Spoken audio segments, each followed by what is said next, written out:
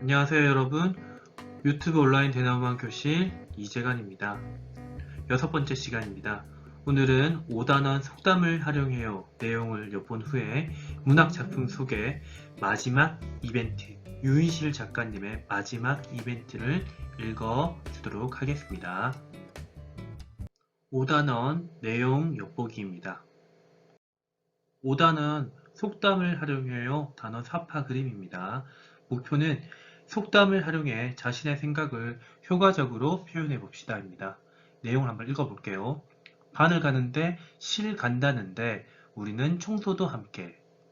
콩 심은데 콩 나고 팥 심은데 팥 난다고 우리가 청소를 열심히 했으니 어질러진 교실이 깨끗해질 거야.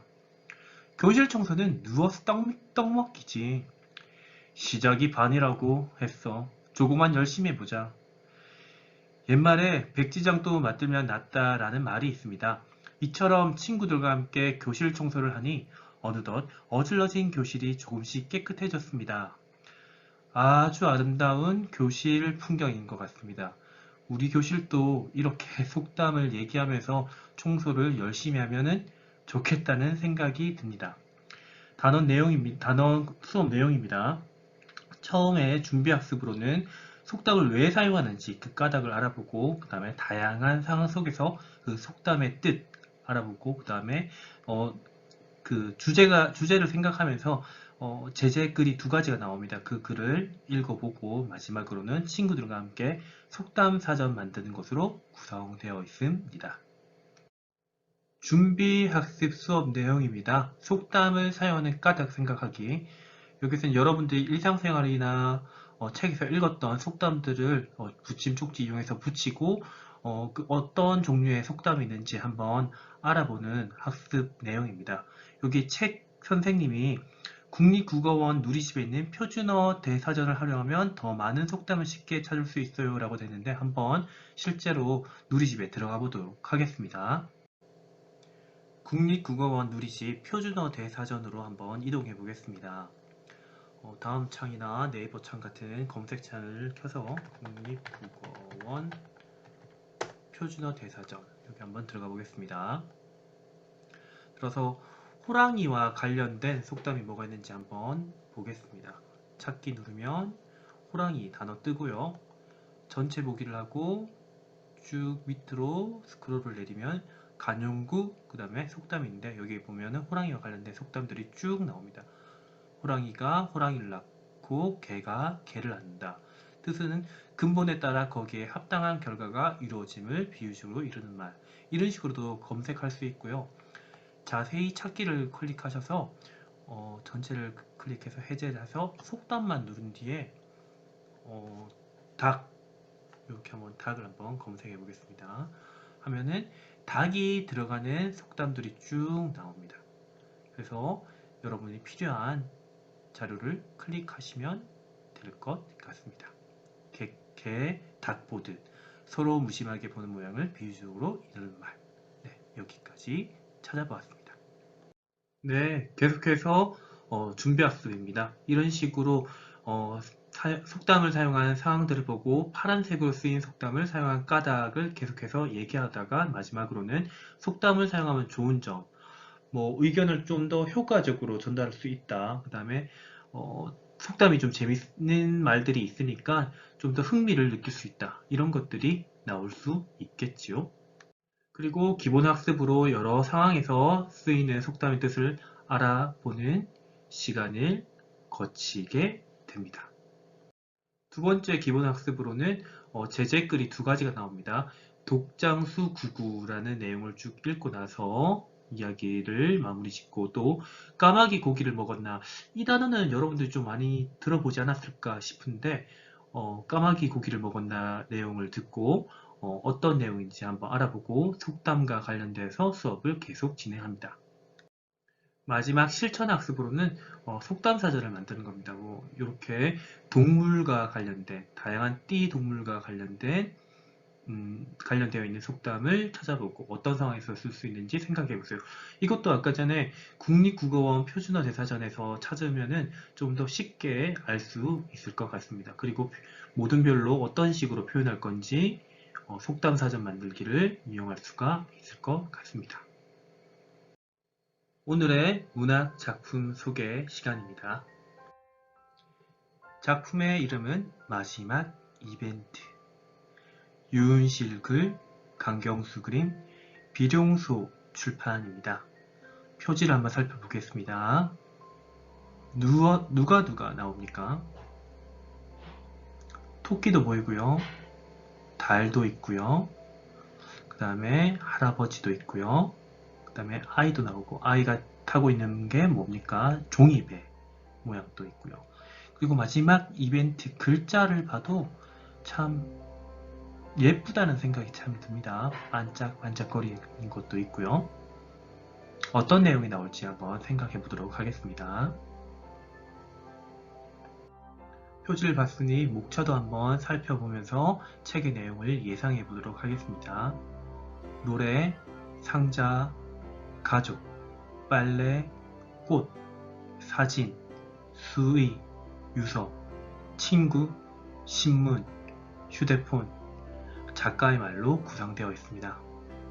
어떤 내용일 것 같습니까? 수의나 유서, 이런 말로 봤을 때는 뭔가 죽음이나 장례식, 이런 말들이 떠오르는 것 같습니다. 마지막 이벤트는 비룡소 출판 회사의 편집부와 통화를 했는데 ES24나 교보문고 같이 미리 보기까지 나와 있는 내용을 읽어줄 수는 있다고 해서 그 부분의 일부분을 읽어주도록 하겠습니다. 낭독 시작하도록 하겠습니다. 제1장 노래. 우리 할아버지 79이다. 79. 죽기 딱 좋은 나이지. 입버릇처럼 그런다. 작년에는 78. 죽기 딱 좋은 나이지. 그랬고 재작년에는 77. 죽기 딱 좋은 나이지. 그랬다. 처음 그 말을 들었을 때 마음이 이상했다. 할아버지가 정말 죽을까봐 걱정이 되었다. 하지만 자꾸 들으니까 괜찮아졌다. 요즘은 그냥 할아버지 코 고는 소리처럼 익숙하다. 할아버지랑 난 우리 집 문간방을 쓴다. 안방은 엄마 아빠, 중간방은 누나 차지다. 아버님이 중간방을 쓰세요. 영웅이랑 둘이 좁은데. 엄만 가끔 그런다. 하지만 늘 할아버지가 사양한다. 문간방이 편하니까 신경 쓰지 말라고 한다. 나도 문간방이 편하다. 안방이랑 마주보는 중간방에 가면 답답할 것 같다. 문간방에서 할아버지랑 딱 붙어 자는 게 좋다. 할아버지 입냄새랑 발냄새 심한데 괜찮아? 누나가 가끔 묻는다. 나는 괜찮다. 축농증에 걸려서 잘 모른다. 할아버지 코 골고 이 가는데 괜찮아? 그런 질문도 한다. 역시 괜찮다.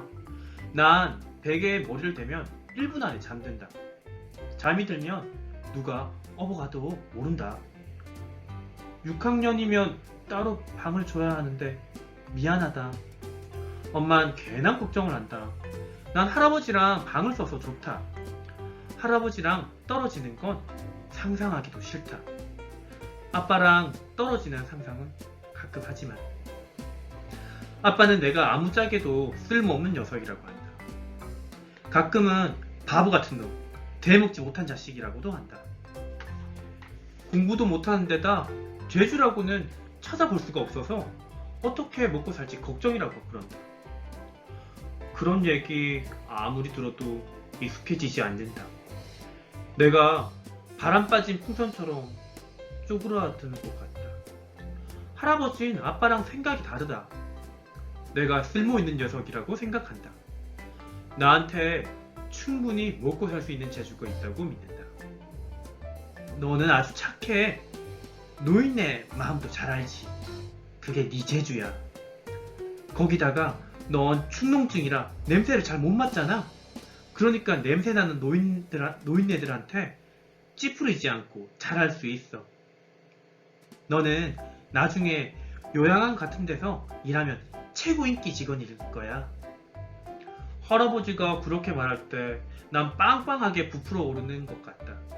쓸모 있는 사람이 될 것 같은 희망이 생긴다. 엄마는 중학교에 가기 전에 무슨 수를 써서라도 축농증도 고쳐준다고 그러지만 나는 무슨 수를 써서라도 그냥 둘 생각이다. 꿈을 이루기 위해 꼭 필요한 병이니까. 내 꿈은 노인복지사다. 할아버지랑 인터넷을 검색해서 그런 직업이 있다는 걸 알게 되었다. 난 노인들이랑 노는 게 편하다. 어렸을 땐 유치원보다 노인정을 더 좋아했다. 잠들기 전엔 할아버지 이마를 만져야 마음이 편안해진다. 이마가 아니면 발가락이라도 비벼야 한다. 난 나중에 어떻게 결혼을 할지 모르겠다. 결혼하면 아내랑 자야 하는데 할아버지랑 헤어질 자신이 없다. 할아버진 그 얘기를 듣고 코웃음을 쳤다. 걱정 마. 마누라랑 자는 게 좋아서 난 거들떠 보지도 않을 테니까. 아내랑 자는 게 어떤지는 결혼을 못 해봐서 모르겠다. 하지만 할아버지를 거들떠 보지 않는 일은 없을 거다. 그런 사람은 아빠 하나로 충분하니까. 아빠는 할아버지를 싫어한다. 안녕히 주무셨어요? 식사하셨어요? 같은 기본적인 인사도 안 한다. 그러다가 화가 나면 할아버지가 잘못했던 일기를 끄집어낸다. 가끔 아주 심한 말도 한다. 작년에는 아버지 얼굴을 보면 숨이 막혀요. 그래서 할아버지가 웃었다. 아버지 얼굴을 보면 숨이 막히는 건 나도 마찬가지다. 그래서 큰맘 먹고 아빠를 따라해봤다. 아빠 얼굴 보면 숨이 막혀요.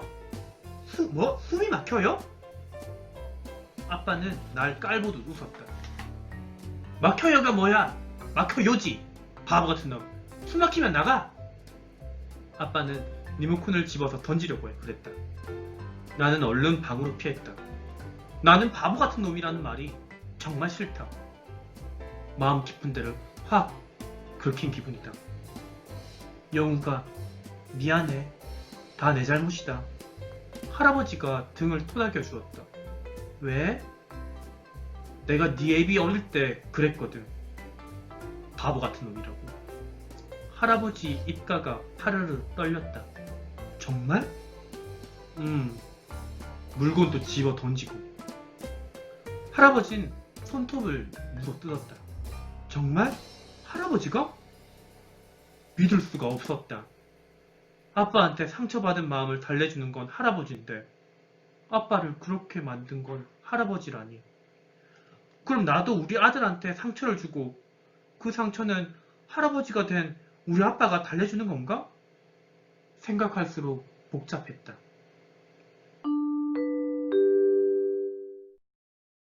이 책을 읽으면서 선생님도 예전에 돌아가셨던 우리 할머니가 떠오르는데요. 그날 장례식의 분위기, 그날의 기억들이 사진처럼 떠올랐습니다. 여러분들도 이 책을 읽으면서 어떤 마음 또 어떤 생각이 들지 굉장히 궁금합니다. 유인실의 마지막 이벤트였습니다. 네, 오늘은 유튜브 온라인 대나무 교실 여기까지 하겠습니다. 이상 교사 이재관이었습니다. 다음 시간에 만나도록 합시다. 안녕.